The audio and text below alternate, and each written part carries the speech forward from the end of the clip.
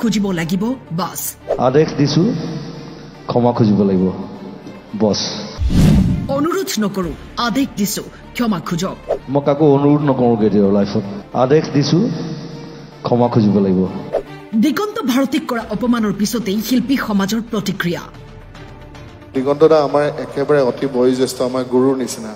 গতিকে তেওঁ যদি মনত দুখ পায় আমাৰো বেয়া লাগে এদিন চুৰিয়াজোৰ পিন্ধি পেলাই অসমীয়া বুলালে নহয় কৰিবলগীয়া বহুত আছে অনুষ্ঠান যে আপোনালোকে আয়োজন কৰে শিল্পী অবিহনে কেতিয়াও অনুষ্ঠান হ'ব নোৱাৰে গতিকে সেইখিনি যদি সন্মান আপোনালোকে দিব নোৱাৰে তেতিয়াহ'লে কেতিয়াও মাতিবই নালাগে প্ৰথম কথা ঘটনাৰ পিছতে প্ৰিয়ংকা ভৰালীয়ে লিখে গুৰুৰ অপমান শিল্পীৰ অপমান মানেই আমাৰ সকলোৰে অপমান দাবী কৰিছো ক্ষমা খুজিব লাগিব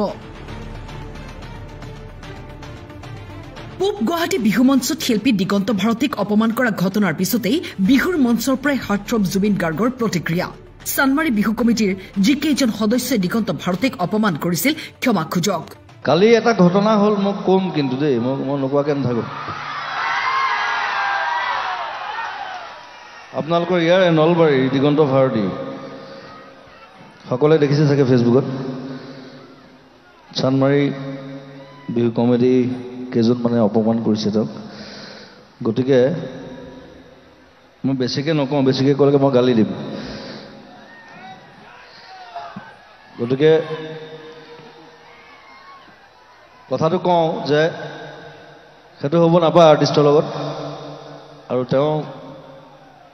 অনুষ্ঠান চাবলৈ গৈছিলে তাক মাতি নিছিলে ষ্টেজলৈ নিবলৈ অপমান কৰিছে চব চানমাৰী কমিটিৰ যিকেইজন মানুহ আছে যিকেইজনে কৰিলে কামটো মই কাকো অনুৰোধ নকৰোঁ কেতিয়াও লাইফত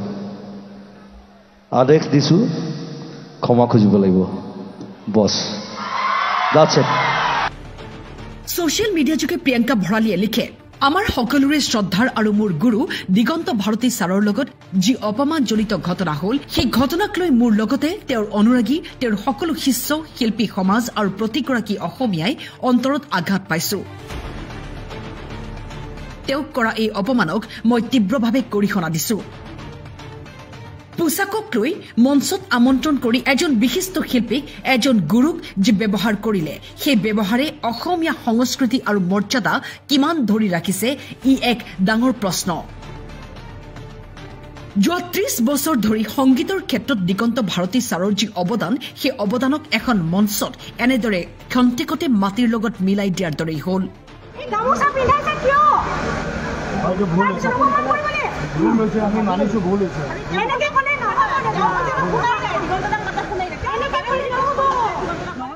বিহুৰ মঞ্চৰ পৰা নীল আকাশে কি ক'লে শুনক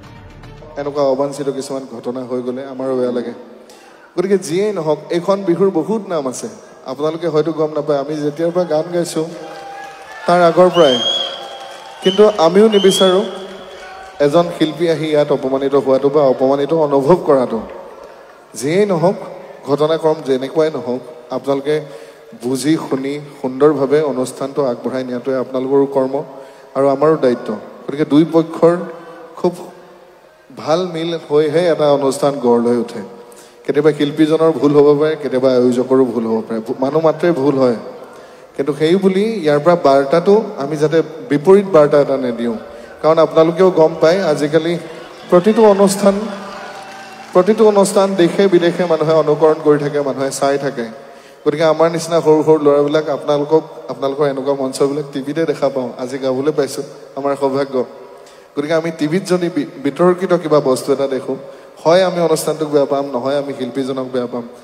আল্টিমেটলি গোটেই বাৰ্তাটোৱে বিপৰীত হৈ যাব গতিকে আপোনালোকৰ তৰফৰ পৰাও আপোনালোকেও যাতে যোগাত্মক দৃষ্টিৰে গোটেই বস্তুবিলাক চাই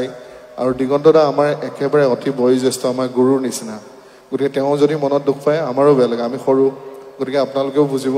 আৰু ইমান ধুনীয়া অনুষ্ঠানটো আপোনালোকে গঢ় দি তুলিছে মই নিজে আচৰিত হৈ গৈছোঁ কি ঘটনা হৈ যাব পাৰে মানুহৰ গতিকে একো নাই এবাৰ চানমাৰী বিহুৰ কাৰণে দিগন্তদাৰ কাৰণে আটাই যদি একেলগে হাত চাপৰি এটা দিয়া আমি খুব বেছি সুখী হ'ম